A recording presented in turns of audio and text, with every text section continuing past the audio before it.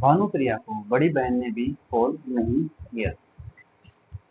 अब भानुप्रिया अपने ससुराल वालों की तरफ से एकदम स्वतंत्र थी और वो राहुल राज चतुर्वेदी के साथ लिव इन रिलेशन में रहने लगी थी। अब खुशी के दिन कहते हैं, खुशी के दिन थोड़े होते हैं, दुख के दिन ज्यादा होते हैं। तो खुशी के दिन बीतने गए थे और दुख के दिन शुरू हो गए थे, क्योंकि पूरे भारत में लॉकडाउन लग चुका था। अब बात है 11 मई 2020 की रात की।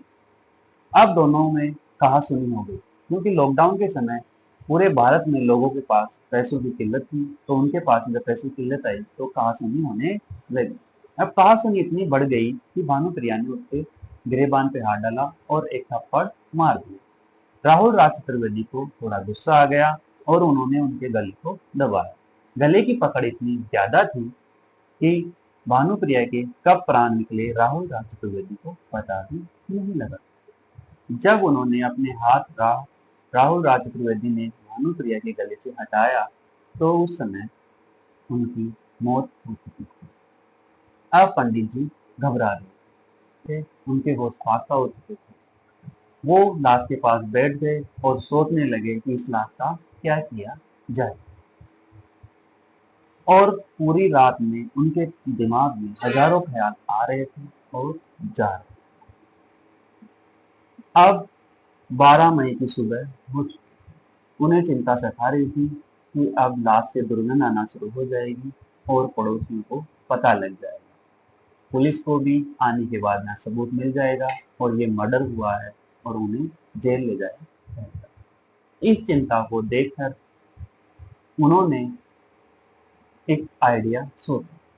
घर में रखे हुए ड्रम के अंदर लाश को उन्होंने डाला और सोचा कि इससे दुर्गंध ना आए, उसके लिए क्या किया जाए। वो लॉकडाउन में पुलिस की नजर से छुपकर मार्केट गए। मार्केट से जाकर उन्होंने सीमेंट के कट्टे लाए और उनका घोल बनाकर ड्रम को पूरी तरह से फिल कर दिया। तब जाके अब सीमेंट से ड्रम को भरने के बाद उन्होंने राहत की सांस ली। 2 साल तक किसी को कोई खबर नहीं थी कि भानुप्रिया कहाँ गई, क्योंकि ससुराल वालों ने भी उनसे फोन पे बात करना बंद कर दिया था। 2 साल बाद उस ड्रम के अंदर रिसाव होना शुरू हो गया। रिसाव के कारण उसमें से निकल रहे पानी से आसपास में दुर्गंध फैल गई थी। आसपास के किराएदारों ने यह शिकायत जब मकान मालिक से की तो सत्यनारायण जी ने आकर वह कमरे का वहां हाल लिया। उन्होंने भी देखा कि वास्तव में दुर्गंध आ रही है। तो उन्होंने पंडित जी को कॉल करके कहा, पंडित जी कमरे पे आइए, आपके कमरे से दुर्गंध आ रही है। अब पंडित जी को पूरी जानकारी थी कि दुर्गंध कैसे आ सकती है। तो उन्होंने सत्यनारायण जी से मिलकर अपनी पूरी बात बता दी कि मेरे साथ क्या हुआ, मैंने क्या किया। सत्यनारायण जी ने कहा, पंडित जी आप चिंता न करें, आपकी परेशानी हमारी परेशानी। और दोनों ने मिलकर उसी रात उन दोनों ने ड्रम को निकाला और घर से बाहर ले जाकर उस ड्रम को खुर्द-बुर्द किया और हड्डियों को बनास नदी के अंदर बहा दिया। फिर 1 साल निकल गया। पंडित जी हंसी खुशी अपना जीवन जी रहे। मुखबिर की सूचना के आधार पर उनको पकड़ा गया। वो कैसे कि वो एक दिन किसी कॉलेज के पास खड़े थे। मुखबिर ने सूचना दी कि एक अनजान शख्स वहां खड़ा है जिसके पास हथियार। पुलिस उस सूचना के दौरान वहां गई और उन पंडित जी की तलाशी ली तो उनके पास एक पिस्टल पाई गई, जिसके पास उनके पास कोई लाइसेंस नहीं था। तो उनको पंडित जी को जब थाने लाया गया और उनसे पूछताछ की तो पंडित जी ने कहा कि 5 साल पहले मंदिर में कोई मुझे पिस्टल देके चला गया था, उसके बाद मैं उनसे दोबारा नहीं मिला। दोबारा पुलिस थाने में कॉल आता है और कहा जाता है कि आप उनको लेके आ गए तो उनसे जरा ये भी पूछ लीजिए कि उनकी आजकल गर्लफ्रेंड कहाँ है।